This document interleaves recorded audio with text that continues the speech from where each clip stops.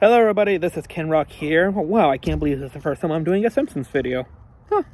Well, anyway, usually I'm slightly on the more serious side. I still like to have fun, but this one is a theory made tongue-in-cheek, so we're just gonna have fun with this. I'll point out flaws and all that, and we'll just generally have a good time. Anyway, it's your turn, my darling. Ahoy hoy Springfieldians, and welcome back to the Simpsons theory. Oh, don't. It's a pleasure, it really is. Maude Flanders. She was Springfield's model housewife until she was knocked out with a t-shirt gun. She didn't deserve this. She was a good, honest woman and devout mother to the baddest boys in town. But maybe she deserved it. Maybe Maude Flanders is secretly Springfield's most notorious sociopath. Yes, and Ned might be Satan. And we're going to reveal a big dark secret looming under that big, beautiful ginger bouffant. That was in so much detail. I'm Lydia from The Simpsons Theory, exploring everyone's favourite femme fatale, Maude Flanders, and why she's the biggest sociopath in Springfield. Well, this should be fun. Now, this is a quick note. This video is done with tongue firmly in cheek. So, it would be absolutely criminal not to disclose that this theory was in fact first discussed by No Homers Club member, Diversity Pumpkin.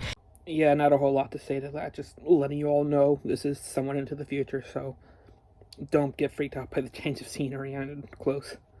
And we thought it was so good we needed to explore it. First off, I think we need to understand some traits of being a sociopath. This includes having aggressive/aggravated behaviour, You're sleeping on the lawn. not feeling guilty or remorseful, You stay here because... Okay. being a cold person or lacking natural emotions, No sugar.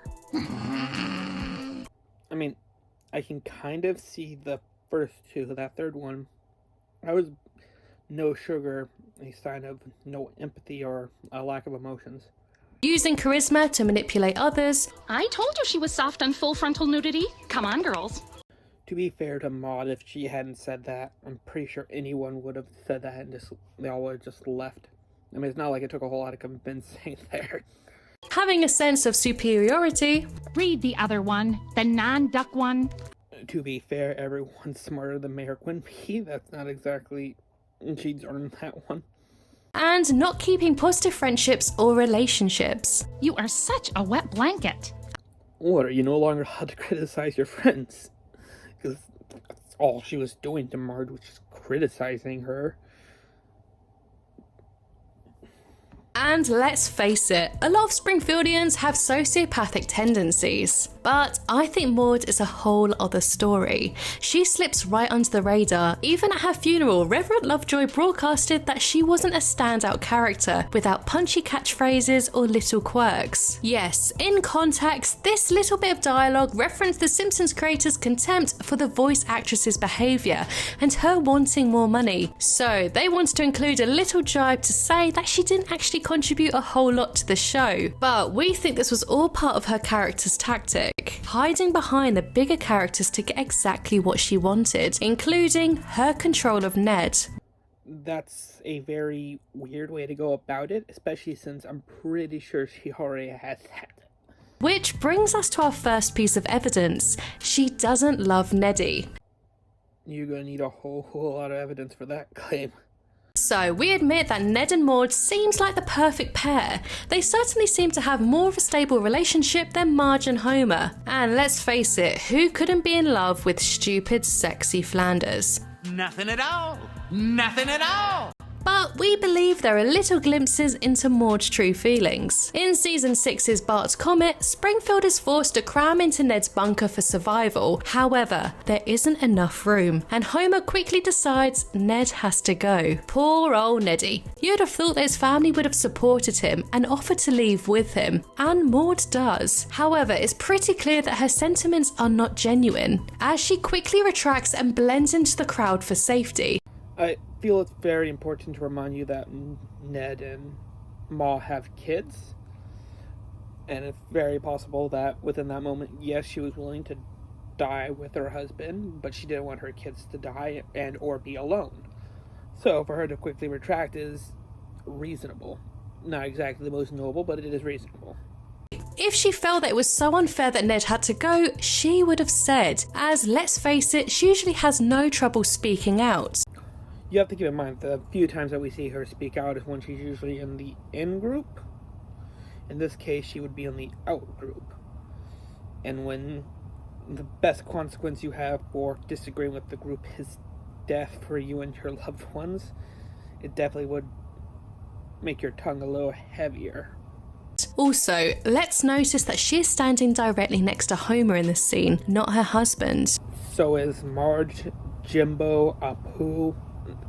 Location, it helps, but it doesn't really help to get my gist.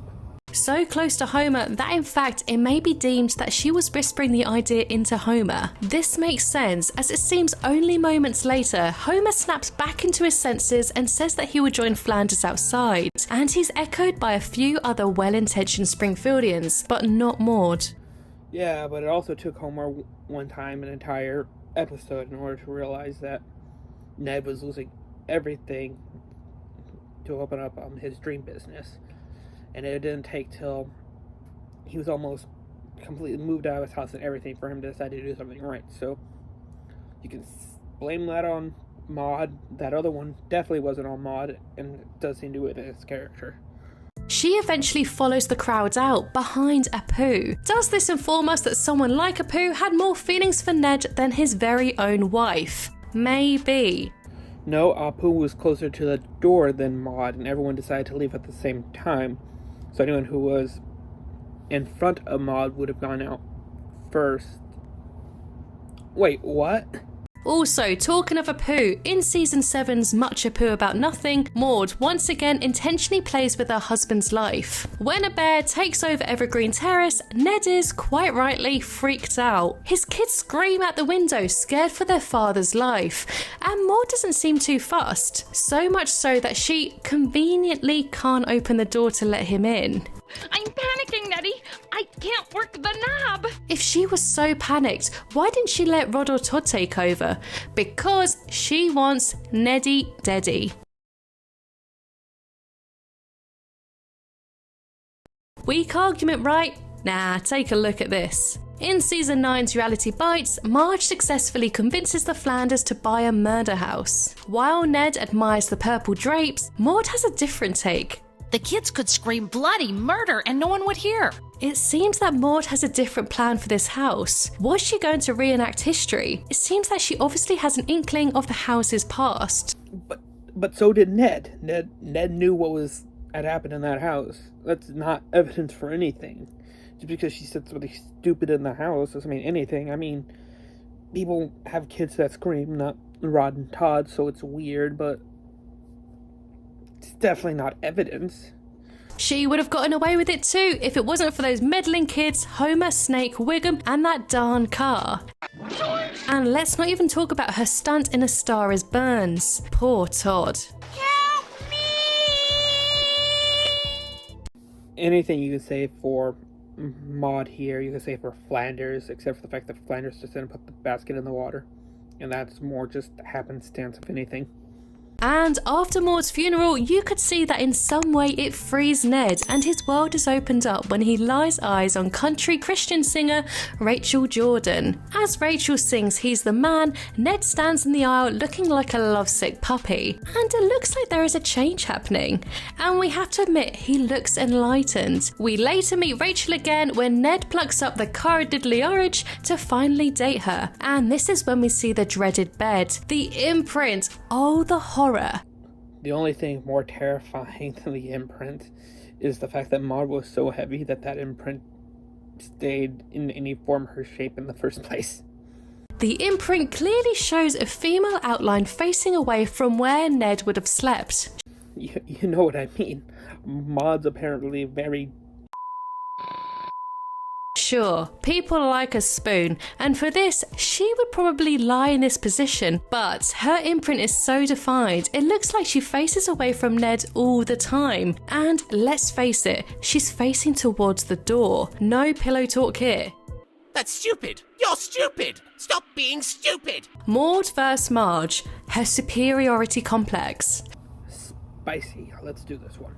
Who could hate Marge? Seriously, she's the mother everyone wants. However, it seems that Maude has a strange hatred for everyone's favourite blue-haired sassy mum. But they're good friends. They don't hate each other, they're friends. Firstly, Maude bullies her. In Season 8, The Twisted World of Marge Simpson, Maude really is one of the frontrunners that threw Marge out of their elite club of housewives. I mean, what horrible behaviour. It seems that she doesn't even care that Marge is her neighbour. Love thy neighbour? When Marge visits the Flanders home after stealing from the Quickie Mart, Maude quietly follows Marge into the bathroom, and through a secret hole in the wall, she spies on her. Was she hoping to find something juicy to use against Marge? Yeah, but even if Maude were to disagree with this decision, it would have done nothing. They all wanted to throw her out, not just Maude. Maude just happened to be one of the few people to get a speaking role within that part. And why does she have a secret peephole in the bathroom? Because Maude, like Ned, is unbelievably paranoid. Maude the evil spirit. Excuse me. Even though Maude has been long dead, she still pops up occasionally, and with each appearance she comes back more and more sinister. In the Treehouse of Horror 13 opener, the Simpsons are summoning the spirit of Neddy's wife. It works as she appears as a ghostly form before them, until transforming into a grotesque demon. She grows sharp teeth and razor-sharp fingernails. She looms over them in a threatening way, her eyes bulging with rage and hysteria. Now, I know what you're thinking. The Treehouse of Horror episodes shouldn't be used as proof as they are non-canon, but all of the characters in these episodes carry similar, if not almost the exact same principles and personality traits as their canon counterparts. So don't shoot me. That's more false than it is true. There are multiple big character traits that disappear the moment a Treehouse of Horror episode starts up, such as Bart's entire school willing to go cannibal, and Ned being the devil and a werewolf and all that, and these things. They don't always hold their personalities. In fact, sometimes they twist them to the exact opposite and or even further extremes of what they already are. And as you've already said, the Treehouse 4 episodes are non-canon, so to use them is wrong at best. So I think I'm just going to skip through this. If the rest of this is just Treehouse of Horrors, then this is me out. Goodbye. Maude the brainwashed. So, it would be insane for me to leave this argument here without providing some kind of reason why Maude is like this. Would you look at that? There's more than just the Treehouse of Horrors after that. Well, thank goodness, I was worried. Was it from being so tightly tethered to her religion and patriarchal structure I don't even know who you are. that caused her aggressive moments or out-of-character moments? It may be a contribution, but I believe that the answer lies within Season 6's Bart of Darkness. This is, of course, the episode where Bart is restricted to his bedroom through injury, and in reference to Rear Window, he obsesses over the idea that Ned has killed someone. And by the end of the episode, it's revealed that Ned hasn't actually killed anyone. But one answer is still not clear. Where is Maude? Well, Maude suddenly appears out of nowhere and states that she was at Bible camp. I was learning how to be more judgmental. Insignificant, you may say. Stop making a mountain out of a molehill. Yeah, that actually might be a fair thing to say to you right now. But what if I was to tell you that most of these examples I've listed of Maude's awful behaviour happened after this episode? Yes, I'm saying that Maude could have been a victim to a good old-fashioned brainwash. Before this episode, she had next to no obvious strange behaviour. Maybe Maude was indeed manipulated. I was at Bible camp. I was learning how to be more judgmental. The Price is Right. At this point, I have nothing more to say. I just want to start using stupid clips. I feel like that's the funnest way to go through this. So, is she really an evil hell spawn? Maybe. Nope, you're just reading way too much into this. Is she a shrewd, manipulative, and judgmental person? Most likely.